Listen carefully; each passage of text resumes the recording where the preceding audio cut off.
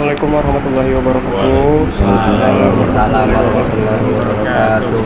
Alhamdulillahirabbil alamin wassalatu wassalamu ala asrofil anbiya'i wal mursalin sayyidina wa maulana Muhammadin wa ala alihi wa sahbihi wa barik wa sallim ajmain amma ba'du. Yang pertama, terima kasih kepada Guru Kiai Haji Guru Syarwani karena telah mau menyempatkan waktunya untuk kita datang ke sini. Nah, jadi sebelumnya kami memperkenalkan diri dulu. Kami dari mahasiswa UINSI Samarinda, program studi hukum ekonomi syariah semester 3. Jadi perkenalkan, nama saya Muhammad Tojal Farizi. Samping saya ini Ahmad Rusmandi. Ada sampingnya lagi Ahmad Fadil. Nah, sebelah sana Rahmat Tami. Ini Muhammad Rizky Ramadan. Nah, kami di sini dapat tugas dari dosen kami, yaitu wawancarai pian lah tentang fikih munakahat. Nah, di fikih munakahat sendiri itu sebenarnya kita sudah lumayan beberapa yang mempelajari tentang materi-materi, contoh seperti talak, baru seperti mana pernikahan yang diperbolehkan dan tidak diperbolehkan, dan ada juga tentang wali. Nah, berbicara tentang wali, bagaimana pandangan pian sendiri tentang kedudukan wali dalam akad nikah? Apakah boleh wali tidak menghadiri prosesi akad nikah, dan apakah boleh langsung menggunakan wali hakim jika wali nasab terdekat dari wanita tersebut tidak ada? Gimana itu? Jadi yang afdalnya itu, bahkan itu hukumnya wajib ya, seorang ayahnya itu mengizinkan dan menghadiri pernikahan anaknya, karena yang afdal dan yang wajibnya itu seorang ayah yang harus menikahkan, seorang ayah. Nah, kalau tidak ada seorang ayah berarti diwakilkan kepada saudara ayahnya. Ya. Nah, kalau tidak ada saudara ayahnya, nah boleh diwakilkan kepada si kainya, si kai perempuan tadi.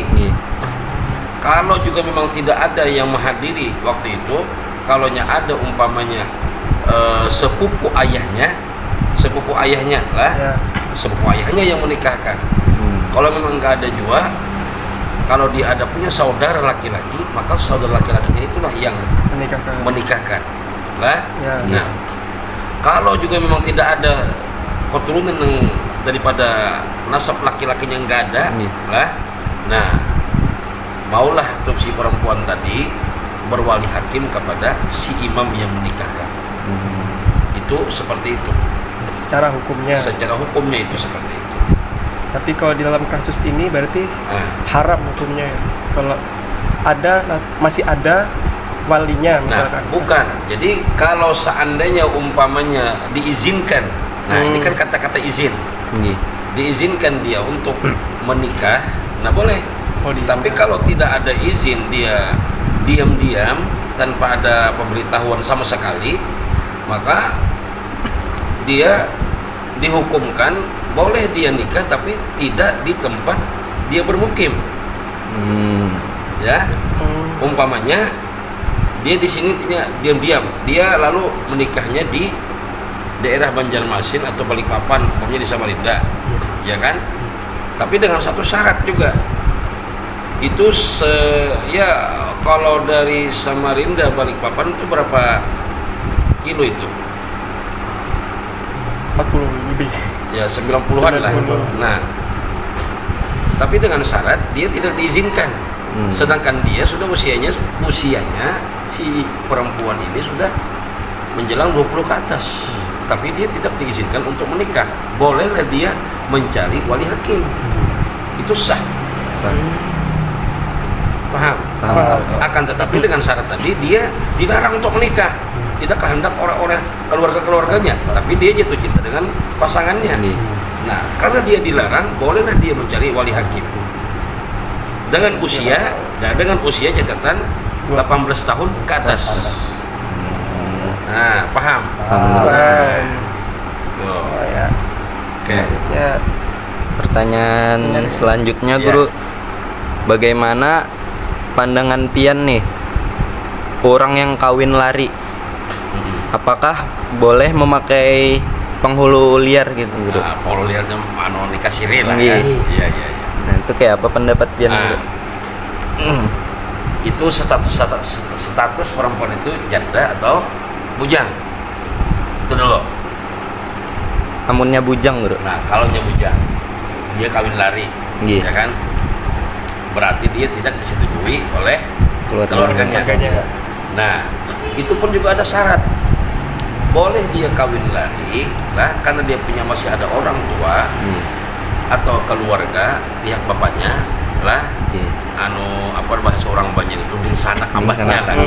Nah, kalau kadada juga sekarang kan zaman modern, boleh dia minta izin setumat barang, minta izin by handphone. Bah, ini saya berada di sini. Nah, saya minta izin untuk menikah dengan si fulan bin fulan. Itu seharusnya seperti itu. Kan wanita zaman canggih boleh. Kalau memang ditutup juga nggak mau, boleh dia mencari alternatif wali yang menikahkan secara agama, yang secara sah secara agama. Jangan orang sekarang tuh nikah siri, boleh Gitu. dibolehkan. Yang bilang kamu tadi imamnya imam liar, tidak penghulu liar. liar. Boleh secara gitu. agama boleh. Akan syaratnya dia minta izin dulu Lawan sama orang tuanya orang tua. lewat telepon ke apa boleh. Tapi jadi statusnya tuh lebih ke nikah siri. Nah, tapi statusnya nikah siri. Nah, itu yang kalau itu boleh. Nah, paham sudah kalau? Paham, Guru. Nah, itu ya kan. Yang ketiga Guru. Nyari. Pertanyaan yang ketiga Guru, Nah, apakah boleh ketika akad nikah kedua pasangan sudah disandingkan di hadapan penghulu atau sudah didudukan bersebelahan saat prosesi ijab akad. kabul? Iya. Menurut mazhab Imam Syafi'i itu tidak dibolehkan dulu sebelum akad prosesi pernikahan. Dia disembunyikan dulu atau ditaruh di kamar lah dulu. Setelah akad nikah baru selesai akad nikah, artinya sah di istrinya, barulah dibawa disandingkan. Ada yang mengatakan ulama sebelum akad nikah disandingkan itu hukumnya haram. Ada yang kedua ulama, kaul yang kedua makruh. Nah, cuma sepakat para ulama sebelum akad nikah prosesinya itu tidak boleh dibenarkan bersanding dulu. Sesudah akad nikah baru disandingkan. Nah, tapi yang lebih menonjol lagi itu hukumnya makruh. Nah, makruh aja. Nah, makruh. Jadi lebih baik ya disimpan dulu. Jadi yang lebih afdal. Nah, kita mencari afdalnya. Mencari afdal itu lebih baik itu pihak perempuannya jangan disandingkan dulu sebelum selesai akad Nikah. Akad nikah itu lebih afdal itu. Paham ya? Paham, Guru. Nah, gitu. Terus yang keempat Bang Guru. Keempat empat yang keempat. Empat ya. Apakah boleh dari pihak yang tua mempelai wanita menekankan pada nominal harga yang tinggi terkait uang jujuran panai? Nah, di dalam kitab nikah ini sebutkan kalau pihak laki-lakinya itu umpamanya tergolong orang mampu, ya mungkin sah-sah aja. Akan tetapi apabila laki-lakinya itu tidak mampu, maka hukumnya makruh untuk menganggar sesuatu mahar tadi. Hukumnya makruh lah, menganggar sesuatu mahar. Kalau laki-laki itu memang tidak mampu. Tapi kalau yang punya orang kaya raya, ya bolehlah dianggar. Kada masalah. Tergantung dengan kekayaan laki-laki tadi. Tapi kalau laki-lakinya memang tidak mampu, itu hukumnya juga makruh. Boleh sah saja meminta kepada mahar. Umpamanya sampean, ya apa nih, menikahi anak saya minta kepada sampean sebagai ini anak saya, umpamanya minta ya 20 gram emas. Nah, itu boleh-boleh aja, tapi dilihat dulu suaminya mampu enggak. Nah, tapi kalau Anda mampu, ya itu kesepakatan bersama. Begitu ya. Jadi hukumnya makruh meminta mahar kepada orang yang memang hidupnya sangat sederhana laki-lakinya. Tapi kalau kaya raya, ya Anda masalah lah. Mobil kah, rumah kah maharnya, kada masalah. Kada memberatkan. Nah, yang makruh ini yang memberatkan si suami yang nggak mampu. Istilahnya ya makan aja lucut jadi bahasa aja. Nah, jadi seadanya lah. Paham ya? Paham. Nah, Yang terakhir lagi. apa lagi? Mohon maaf, nasihat pian kepada kami para mahasiswa, apa bekal yang terbaik untuk kami jika kami akan melakukan ke jenjang pernikahan? Nah, Jadi nasihatnya untuk hubungan nikah lah, selesaikan dulu kuliah Nggih. lah, carilah pekerjaan yang bagus, jelas halal dulu Iya. kan. Nah kalau sudah memang itu sudah apa namanya matang, jadi orang mau ini apa bahasanya lah, Masak. mapan lah bahasanya, itu silakan. Itu udah ukuran. Dan laki-laki itu kalau paling bagus dalam kitab itu disebutkan umur 23 sampai 25 harus nikah. Dan perempuan berumur 18 tahun ke 20 harus nikah. Nah, Aminatus Zuriyah ibunda Rasulullah SAW, nah, waktu itu dinikahkan dengan Abdullah, kalau enggak salah itu umur Aminatus Zuriyah itu 18 tahun. Sedangkan Abdullah bin Abdul Muttalib kalau tidak salah dan dihilaf itu dinikahkan umur 20-21. Nah, jadi masih agak muda.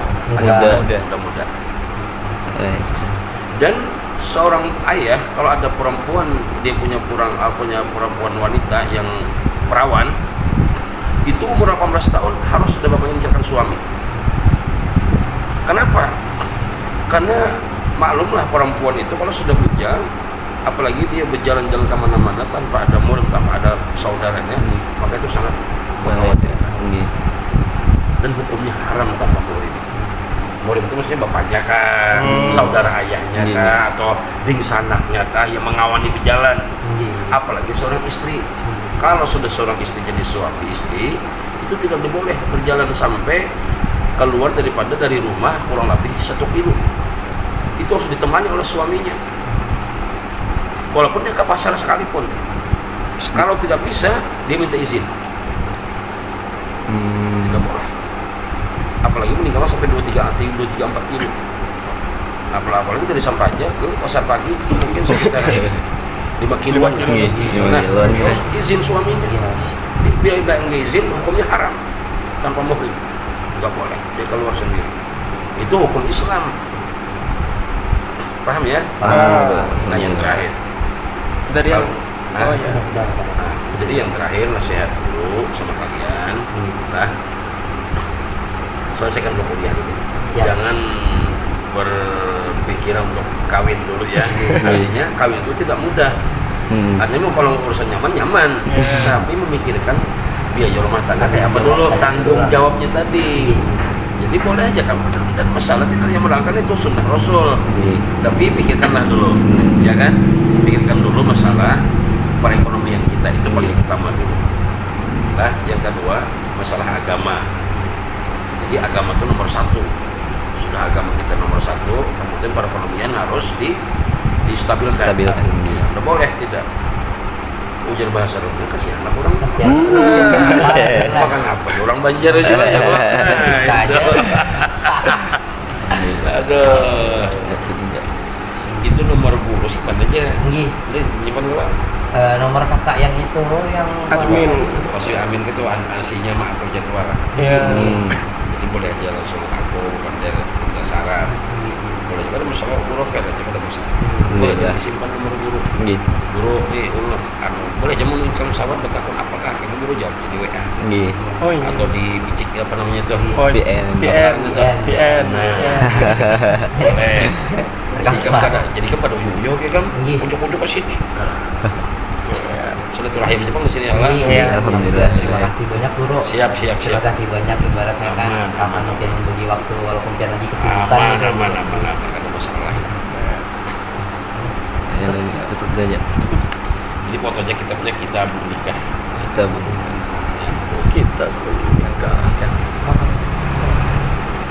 Dari yang mau nikah. Fadil mau nikah. Asyam Muhammad Al-Saf Al-Banjari Kepala Payah. Ini lengkap sih.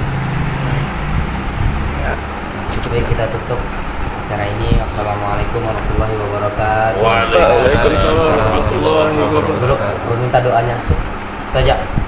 Amin ya Allah ya Rabbal alamin. Bismillahirrahmanirrahim. Allahumma shalli ala sayyidina Muhammad wa ala sahbihi wa barik wa sallim ajma'in. Allahumma ahyina bil iman wa amitna bil iman wa shurna zumrati ahli iman wa adkhilna jannata ma'al iman. Allahumma sabbitna ma'al iman wa akhrijna minad dunya ma'al iman wa akhtimna bil iman bi rahmatika. arhamar rahimin.